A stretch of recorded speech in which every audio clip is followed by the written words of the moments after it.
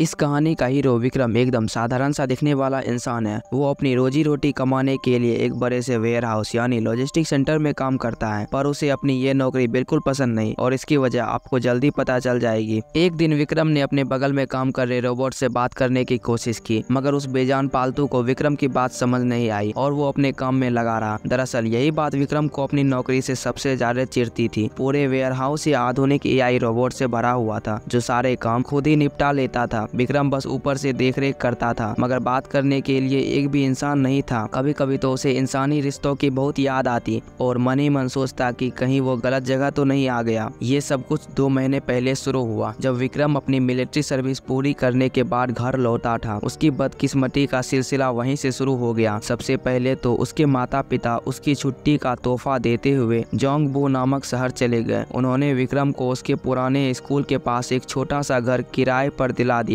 और 6 महीना का किराया और सिक्योरिटी डिपॉजिट देकर उसे अकेला छोड़ दिया। बस यहीं से उसकी मजबूरी भरी तन्हा जिंदगी की शुरुआत हो गई। हालांकि सरकारी मदद और माँ बाप द्वारा दिए गए घर के किराए की वजह से विक्रम आर्थिक रूप से मजबूत था। उसने सोचा कि वह बिना जल्दबाजी के कोई अच्छी नौकरी ढूंढ लेगा, पर किस्मत को कुछ और ही मंजूर था। एक के बाद एक उसे हर जगह रिजेक्शन मिलता रहा। 1 महीने तक नौकरी की तलाश करने के बाद तो वो बोरियत से पागल होने लगा था। एक दिन अपने बहन से चैट पे बात करते हुए उसने अपने दिल का सारा भड़ास निकाल दिया, जिसपे उसकी बहन ने कहा कि मेरा भाई कितना निकम्मा है जो एक छोटा सा नौकरी नहीं ढूंढ पा रहा है। बस फिर क्या था, उसकी बहन ने भी उसका खूब मजाक उड़ाया। उसी दौरान विक्रम ने सुना कि डिलीवरी कंपनियां काम आसान बनाने के लिए AI रोबोट्स का इस्तेमाल कर रही है और बहुत से लोग इन कंपनियों में ऑपरेटर की नौकरी कर रहे हैं। उसकी दिलचस्पी बढ़ी और इसी चक्कर में वो उस सुनसान जगह पर आ गया जहाँ बात करने के लिए एक भी इंसान नहीं था। और वो ये सब बता ही रहा था कि किसी ने उसे आवाज दी। सामने से आ रहा शख्स पहले नजर में ही गुस्सेल और बदमिजाज लग रहा था और ये इंसान को देख के मुझे बिल्कुल भी हैरानी नहीं हुई कि वो मैनेजर निकला, क्योंकि ऐसे लोग अक्सर मैनेजर ही हुआ करते हैं। सीनियर ने विक्रम को बताया कि टूना कैन का स्टॉक खत्म हो गया है, हालांकि कंप्यूटर सिस्टम में अभी भी स्टॉक दिखा रहा है। उसने विक्रम को वेयर हाउस में जाकर चेक करने को कहा। विक्रम ने चेहरे पर बनावटी मुस्कान लाते हुए उसकी बात मान ली। सच तो यह है कि विक्रम को अपने उस सख्त सीनियर से ज्यादा प्यार उन बेजान रोबोट से करता है। जैसे ही विक्रम वेयर हाउस में गया, उसके पीछे का दरवाजा बंद होने लगा। विक्रम इस बात से अनजान था। वो सीनियर द्वारा बताई गई जगह पर टूना के डिब्बे ढूंढना शुरू कर दिया। काफी तलाश करने के बाद उसे स्टॉक दिख गया। वो एक ऊंचे स्टैंड पर चढ़ा और डिब्बा उठाने लगा। तभी उसे वेयर हाउस के दरवाजे के जोर से बंद होने की आवाज सुनाई दी। उसने दरवाजा खोलने की कोशिश की, मगर वो अटक गया था। उसने अपने मैनेजर सिन को फोन लगाया, पर कोई जवाब नहीं मिला। उसने मन में पुलिस को फोन करने का ख्याल आया, मगर उसने सोचा कि वह किसी बर्फीली फ्रीजर में तो फंसा नहीं है, फिर बेकार में परेशान होने का क्या फायदा। उसने अपनी एक सेल्फी लेकर अपनी बहन को भेज दी कि वो वेयर हाउस में फंस गया है। पहले तो उसकी बहन ने उसका खूब मजाक उड़ाई, मगर तभी अचानक उसने बताया कि उसके घर के बाहर एक बिल्डिंग गिर गई है। विक्रम घबरा गया और तुरंत अपनी बहन को फोन लगाया। फोन उठाने पर बहन कुछ नहीं बोली। विक्रम को लगा कि शायद वो उससे मजाक कर रही है, मगर तभी अचानक पूरा वेयर हाउस हिलने लगा। हर तरफ आपातकालीन अलार्म बजने लगा। आपातकालीन अलार्म में सारे एम्प्लॉइज को जल्दी से बाहर निकलने की घोषणा हो रही थी। विक्रम वेयर हाउस में फंस चुका था और उसे कुछ समझ नहीं आ रहा था कि बाहर क्या हो रहा है। उसने मेन डोर पर मुक्का मार मार कर मदद के लिए आवाज लगाया, मगर कोई फायदा नहीं हुआ। निराश में डूबकर उसने पुलिस को कॉल करने का कोशिश किया, लेकिन वहाँ नेटवर्क गायब हो गया था। उसका दिमाग पूरी तरह से काम करना बंद कर चुका था। उसे लग रहा था कि बाहर कोई भयानक युद्ध छिड़ गया है। तभी उसकी नजर वेयर हाउस के मेन डोर पर पड़ी। कोई बाहर से इतनी जोर जोर से डोर को पीट रहा था कि मजबूत लोहे का दरवाजा में बड़े बड़े गड्ढे पड़ रहे थे, मानो वो कोई प्लास्टिक का खिलौना हो। उसने कांपते हाथों से दरवाजे के हैंडल से पीछे हटा। उसे अंदाजा हो गया था कि बाहर कुछ बहुत बुरा हुआ है और अगर उसने जरा भी आवाज की तो उसकी खैर नहीं। डर के मारे पसीने से तरबतर वह जमीन पर बैठ गया। थोड़ी देर बाद डोर पर मुक्का मारना बंद हुआ, मगर बाहर हो रही हंगामे और चीख पुकार की आवाज अभी भी हॉरिफाइंग थी। उस दिन के बाद 3 दिन बीत चुके थे, मगर विक्रम अभी भी वेयर हाउस में ही फंसा हुआ था। उसे यकीन हो गया था कि बाहर जरूर कोई बड़ी तबाही आ गई है। वो सोच रहा था कि कहीं युद्ध तो नहीं छिड़ गया। अब तो उसे वेयर हाउस में ही फंसे रहने में अपनी सुरक्षा दिखाई दे रही थी। उसे लग रहा था कि अगर वो बाहर होता तो अब तक मर चुका होता। लगातार बज रहा अलार्म कल से बंद था। कम से कम अब तो वो चैन की नींद सो सकता था। लेकिन विक्रम समझ नहीं पा रहा था कि वो इस वेयर हाउस में कब तक फंसा रहेगा। उसका फोन भी डिस्चार्ज होने वाला था। वो दुआ कर रहा था कि कोई सोल्जर या उसके देश का कोई भी नागरिक उसे ढूंढ ले और उसे बचा ले, और वो ये भी दुआ कर रहा था कि उसका परिवार सही सलामत हो। तभी अचानक उसके सामने एक विंडो स्क्रीन अपेयर होता है जिसमें लिखा था, कांग्रेचुलेशन, आपको चुन लिया गया है, कृपया करके अपनी नई शक्तियों को चेक करें। पहले तो विक्रम को लगा कि शायद उसको भ्रम हो रहा है, लेकिन तभी एक और विंडो खुली जिसमें लिखा था कि उसे चीजों को स्टोर करने के लिए अपना खुद का एक खास सब स्पेस मिला है। वो सोचने लगा कि कहीं उस टूना के डिब्बे में कुछ गड़बड़ तो नहीं था जिसे वो पिछले 3 दिनों से खा रहा था। तभी एक और डिजिटल नोटिफिकेशन आता है जिसमें लिखा होता है कि टारगेट सेट हो गया है, क्या आप इसे अपने सब स्पेस में स्टोर करना चाहते हैं? बिना देर किए विक्रम ने हाँ पर क्लिक कर दिया। अचानक उसे लगा जैसे वह नीचे गिर रहा है और जोर से जमीन पर जा गिरा। घबरा कर वो उठा और चारों तरफ देखा। हर तरफ मलबा ही मलबा बिखरा पड़ा था। ऐसा लग रहा था जैसे पूरी दुनिया तबाह हो चुकी है। उसने देखा कि उसका सीनियर वही जमीन पर मरा पड़ा है, जबकि सामने स्क्रीन पर अजीबोगरीब मैसेज चमक रहे थे। विक्रम की हालात खराब हो गई और अपने सीनियर की लाश देखकर उसे उल्टी होने लगी। तभी सिस्टम का मैसेज आया, आपके लिए एक सुटेबल ऑपरेटिंग सिस्टम ढूंढ लिया गया है, इसे इंस्टॉल किया जा रहा है। अचानक विक्रम ने अपने पीछे किसी के कदमों की आवाज सुनी। उसने अपने सामने एक विशाल का शैडो देखा जो किसी इंसान का नहीं लग रहा था। धीरे धीरे विक्रम पीछे घूमता है और विक्रम ने देखा कि उसके पीछे एक खूंखार राक्षस खड़ा है। उसके नोकीले दांत हैं और पूरा शरीर खून से सना हुआ था। विक्रम डर के मारे पसीने से तरबतर हो गया। उसे अपनी आंखों पर यकीन नहीं हो रहा था। उसे लगा कि शायद ये डर की वजह से उसे भ्रम हो रहा है। उसने खुद को समझाया कि जरूर 3 दिन पहले जो वेयरहाउस के मेन डोर पे जोरदार धक्का हो रहा था वो किसी भालू या जंगली जानवर ही कर रहा होगा, लेकिन फिर भी डर के मारे वो पीछे मुड़कर देखने की हिम्मत नहीं कर पाया और अपनी जान बचाकर भागने लगा। जब उसे एहसास हुआ कि एक असली राक्षस उसका पीछा कर रहा है तो उसके होश उड़ गए। वो पूरा जोर लगा के भाग रहा था। उसे समझ नहीं आ रहा था कि आखिरकार यह राक्षस यहाँ क्या कर रहा है और उसका पीछा क्यों कर रहा है, लेकिन उसे इतना जरूर पता था कि अगर वो अभी नहीं भागा तो ये राक्षस उसे मार डालेगा। तभी उसके सामने सिस्टम विंडो फिर से खुल गई। मैसेज में लिखा था, सिंक्रोनाइजेशन पूरा हो गया है, क्या आप सब स्पेस में एंटर करना चाहते हैं? विक्रम ने झट से हाँ पर क्लिक कर दिया। राक्षस उसके बहुत करीब आ चुका था। जैसे ही राक्षस ने उसे पकड़ने के लिए अपना हाथ आगे बढ़ाया, विक्रम उस रहस्यमयी पोर्टल में कूद गया। दूसरी तरफ पहुंचकर उसने राहत की सांस ली। वो राक्षस पोर्टल के दूसरी तरफ ही फंस गया और गुस्से से चीखने लगा। विक्रम हैरान था। वो सोच रहा था कि यह राक्षस उसके पीछे इस पोर्टल में क्यों नहीं आ पा रहा है। तभी एक छोटा सा ड्रोन उसके पास आया और बोला, आपकी अनुमति के बिना कोई भी आपके सब स्पेस में एंटर नहीं कर सकता, आप इस सब स्पेस के मालिक हैं। ड्रोन ने आगे बताया, यह पूरा सब स्पेस आपके कंट्रोल में है। यह सुनकर विक्रम दंग रह गया। उसे अपनी आंखों और कानों पर यकीन नहीं हो रहा था कि एक ड्रोन उससे बात कर रहा है। उसे ऐसा लग रहा था जैसे ये सब पहले भी कभी हो चुका है। जब उसने चारों तरफ ध्यान से देखा तो वो पाया कि वो वापस उसी लॉजिस्टिक सेंटर के वेयरहाउस में है, लेकिन इस बार ये जगह उसके सब स्पेस का हिस्सा बन चुकी थी। पूरा वेयरहाउस पहले जैसे ही रोबोट से भरा हुआ था। फिर सिस्टम ने विक्रम को बताता है कि क्योंकि आपने पहली बार इस सब स्पेस में एंटर किया है, इसीलिए आपको ट्यूटोरियल पूरा करने के लिए एक माना स्टोन गिफ्ट के तौर पर दिया जा रहा है। फिर एक चमकदार पत्थर अचानक हवा में उभरकर विक्रम के हाथ में आ गिरा। इससे पहले कि वो समझ पाता कि आखिरकार सिस्टम क्या बला है, उसे पोर्टल की दूसरी तरफ से फिर से वही जोरदार दस्तक की आवाज सुनाई देने लगी। डर के मारे विक्रम एक बार फिर से कांपने लगा। वो तो भूल ही गया था कि एक खूंखार राक्षस अभी भी उसका पीछा कर रहा है। घबराहट में उसने सिस्टम से पूछा, क्या आप वाकई में श्योर है कि वो राक्षस यहाँ अंदर नहीं आ सकता? सिस्टम ने शांत स्वर में जवाब दिया, बिना आपकी अनुमति के कोई भी आपके सब स्पेस में प्रवेश नहीं कर सकता। सिस्टम विंडो फिर से चमकी और जानकारी दी कि यह लॉजिस्टिक सेंटर एक 5 मंजिला इमारत है जिसकी कुल एरिया 33,000 स्क्वायर मीटर है। इसमें कस्टमर के जीवन को बेहतर बनाने के लिए वह हर जरूरी चीजें मौजूद है और अभी वर्तमान में इसकी डिलीवरी स्पीड 60 किलोमीटर प्रति घंटा है और यह 2 मीटर के आकार तक के पैकेज को एक बार में डिलीवर कर सकती है। विक्रम बिल्कुल उलझन में था। उसे समझ नहीं आ रहा था कि यह सब जानकारी देकर सिस्टम उसे क्या बताना चाहता है। तभी सिस्टम ने एक और बात कहकर उसे और ज्यादा उलझा दिया। उसने बताया कि मेंटेनेंस के सिर्फ 2 मिनट ही बचे हैं। विक्रम ने पूछा, क्या इसका मतलब है कि 2 मिनट बाद यह पूरा सिस्टम बंद हो जाएगा? ड्रोन ने जवाब दिया, हाँ, लेकिन आप अपने माना स्टोन का इस्तेमाल करके इस सेंटर को चलाए रख सकते हैं। एक माना स्टोन की ऊर्जा से यह सेंटर अगले 24 घंटे तक आराम से चलता रहेगा। माना स्टोन की अद्भुत शक्ति देखकर विक्रम दंग रह गया। ड्रोन ने बताया, जब से इस लॉजिस्टिक सेंटर को सब स्पेस में लाया गया है तब से यह माना स्टोन से ही चलता है। विक्रम ने पूछा, क्या यह सब सच में हो सकता है या मैं कोई सपना तो नहीं देख रहा? अचानक वेयर हाउस की लाइट बुझ गई और ड्रोन की लाइट तेजी से झपकने लगी। सिस्टम ने बताया, पावर चली गई है और जल्दी बिजली वापस नहीं आई तो पैक्स फ्रेश के सारे खाने पीने की चीजें खराब हो जाएगी। विक्रम को समझ नहीं आया कि ये पैक्स फ्रेश क्या बला है। ड्रोन ने बताया, पैक्स फ्रेश हमारी एक सर्विस है जो ताजी सब्जियां, मांस और पका हुआ खाना लोगों के घरों तक पहुंचाती है। इसके लिए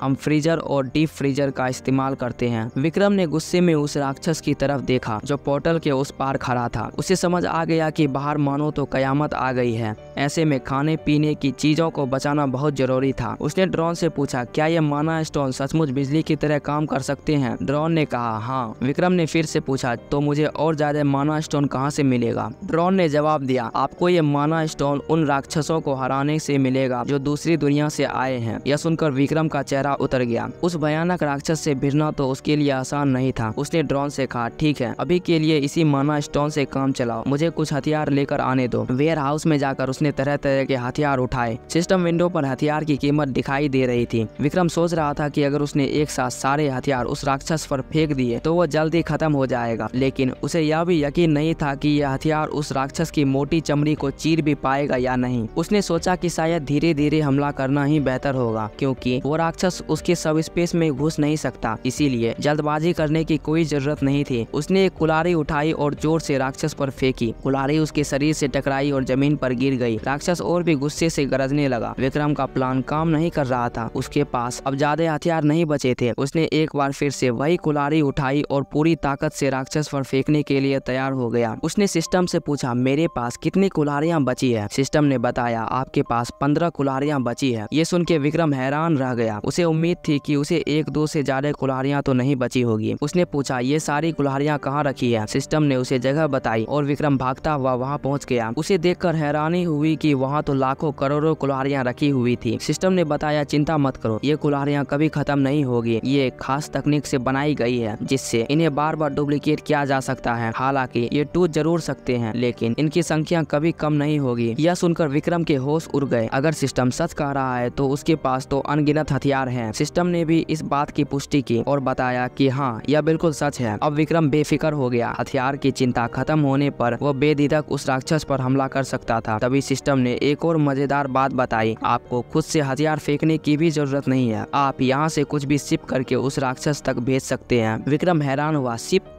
ये क्या बला है? सिस्टम ने समझाया, हाँ, शिप यानी भेजना। आप जो चीजें भेजना चाहते हैं उसे रजिस्टर करके शिप का बटन दबा दीजिए। हालांकि शिपिंग हर 30 सेकंड में सिर्फ एक बार ही संभव है, लेकिन अपने स्किल को बढ़ाकर इसे और तेज बना सकते हैं। विक्रम ने पूछा, यह शिपिंग कैसे करते हैं? क्या मुझे ये हथियार शिप करके उस राक्षस तक पहुँचाने होंगे? सिस्टम ने जवाब दिया, आपको बस उस हथियार के बारे में सोचना है जिसे आप शिप करना चाहते हैं और शिप बोलना है, बाकी काम हम कर लेंगे। विक्रम को सिस्टम की बात समझ आ गई। उसने कुल्हाड़ी की तरफ इशारा किया और जोर से चिल्लाया, शिप। एक जोरदार आवाज के साथ वो कुल्हाड़ी हवा में उड़ती हुई पोर्टल के बाहर चली गई और उस राक्षस के चेहरे पर लग गई। राक्षस जोर से चिल्लाया और बेहोश हो गया। ये देख के विक्रम दंग रह गया। उसने तो बस शिप कहा था और कुल्हाड़ी खुद ब खुद उड़कर राक्षस तक पहुंच गई। उसने पूछा, यह इतनी तेज कैसे गई? सिस्टम ने बताया, इसकी शिपिंग स्पीड 60 किलोमीटर प्रति घंटा थी। अब विक्रम को समझ आ गया कि शिपिंग स्पीड का क्या मतलब होता है। सिस्टम ने बताया, अभी आपकी शिपिंग स्पीड ज्यादा से ज्यादा 75 किलोमीटर प्रति घंटा तक हो सकती है। उससे ज्यादा शिपिंग स्पीड के लिए आपको अपने स्किल को और तेज करना होगा। विक्रम ने पूछा, मैं अपने स्किल को कैसे तेज कर सकता हूँ? सिस्टम ने जवाब दिया, इसके लिए आपको माना स्टोन की जरूरत पड़ेगी। उसने वेयर हाउस से जरूरी सामान इकट्ठा किए। 50,000 KRW के मजबूत जूते, 78,000 KRW की कॉम्बैट पैंट, सियोल शहर का एक नक्शा और एक मार्कर पेन। फिर उसने नक्शे पर ग्वांजिंग डिस्ट्रिक्ट के चारों तरफ एक गोला बनाया और फिर बगल वाले जिले को भी एक के बाद एक मार्क किया। उसने फैसला किया कि वो सबसे पहले नजदीकी डिस्ट्रिक्ट में जाएगा और धीरे धीरे अपने डेस्टिनेशन जोंगबुआ की ओर बढ़ा, जहां उसे उम्मीद थी कि उसे वहां उसके माता पिता जरूर मिल जाएंगे। विक्रम गुनपो से अपना सफर शुरू कर रहा था। उसके पास कार नहीं थी, इसलिए उसे समझ आ गया था कि उसे अपने माता पिता तक पहुंचने के लिए बहुत लंबा रास्ता तय करना होगा। हालांकि उसके पास बाइसाइकिल थी जो कार या मोटरसाइकिल से तेज नहीं थी। फिर भी इस तबाह हो गई दुनिया में जहाँ सब कुछ बर्बाद हो चुका था या किसी महंगी गाड़ी से कम नहीं थी, वह बाइसाइकिल पर चढ़ा और इस वीरान दुनिया में आगे बढ़ने लगा। वेल गाइस, आज के लिए इतना ही। बाकी हम नेक्स्ट पार्ट में हमें पता चलेगा कि क्या विक्रम का सफर में कोई अड़चन तो नहीं आता है। आगे का पार्ट देखने के लिए like plus subscribe plus comment कीजिए। बाकी नेक्स्ट पार्ट जल्दी आ जाएगा।